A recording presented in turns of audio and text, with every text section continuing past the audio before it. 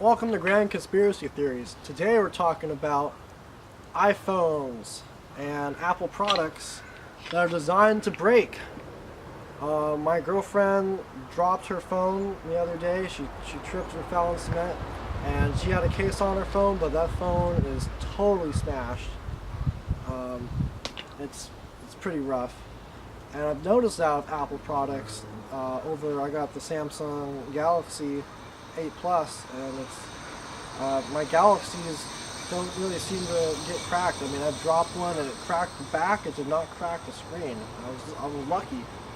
I dropped it from pretty high up. I was using it as a flashlight with no case, and it fell in cement, and the screen survived intact. When iPhones I see everywhere have broken displays, and iPads as well. I have an iPad that has a broken display from just not that bad of a fall. And especially MacBooks. I have a stack of MacBook Pros this high that are dead from different ways. From ones from cracked screens, one that doesn't boot up anymore. One boots up but it's just like corrupted. So I lost all my data. Always be backing up with your Mac stuff. When I have my Windows Dell machine, I've been running SETI for years now, 24/7, full GPU, full CPU. Sure, the fan kicks up sometimes, it's like, but it's a champ, and it was cheaper than the Macs. Man, those Macs cost a lot. So there's some kind of conspiracy about how Apple could make its product stronger. They only put waterproof into the last generation. Could have done that earlier. I had a canoe, took 4 people on it was a 3-person canoe, and the 4th person had an iPhone on them, and the canoe sank, and yeah, the iPhone was toast. But this is back in the iPhone 4S days. But they could have put waterproof technology in before. But I think they held back. With other technology suppression, they invent they should have terabytes already built into the iPhone, but they want to release the 164, the 128, now up to 256.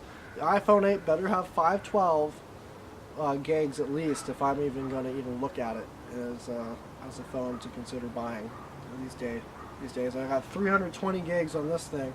Apparently yesterday they came out with the 400 gigabyte micro SD, so I bet you the Galaxy 9 will take that, if not a 512, by next year, which would be incredible. I would totally go for that. I thought the Galaxy 7 Edge with 200 gigabyte capacity SD card plus 32 was great, but now I got 64 plus 256 and VR, 8-core processor. Yeah, Galaxy's where it's at right now. But I mean, iPhone has some great apps, but there's also, you can't customize it as much. I don't like you have to sync it to a certain machine. Android's more versatile in data management. Yet Androids are a little janky. Apple does have its perfection cut out, and I wish they could have put in like the iPad Pro. They like take the MacBook and just like cut off the bottom, and then just have the hardware and firmware of a MacBook, and have it so you can still have Mac OS X for Final Cut and for Logic, and not just have iOS for their tablets. They could still keep the iPad Pro with like how Microsoft does it. They have their Windows RT and Windows 10 models, but Apple should offer a iPad Pro device that is full functioning as a MacBook, just as another product on the line. If they want to innovate and they keep their prices high and their specs are marginal, you're paying for the brand when you're buying Mac, and you better get some insurance on that if that gets stolen or dropped. It doesn't take much to break a Mac or dent it. I knew from in school we were given laptops, iBooks to take home since 4th grade, and I had mine corrupt one year, and I lost all my data. And you always got to back them up, either to the cloud. There's a 3x2x2 rule, which my film teacher taught me. You want to have the file in 3 different places, 3 different formats, 3 copies of the file, 2 different formats, 2 different locations. So your Mac dies, then you want to have that backed up on the flash drive. Definitely.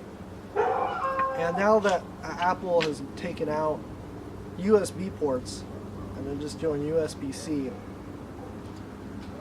I mean, USB-C is on my Android. It's a great connection.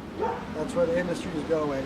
I'm just not ready to adopt that there's only one universal port yet, because if that port changes, they better keep the same style, because I'm investing in USB-C to USB-C cables, and I like that Windows is keeping USB 2.0, 3.0 on, and also they got the USB-C, so they're just way more customizable, and you can build your own PC for a lot cheaper than you can build a Mac for gaming and for lots of stuff.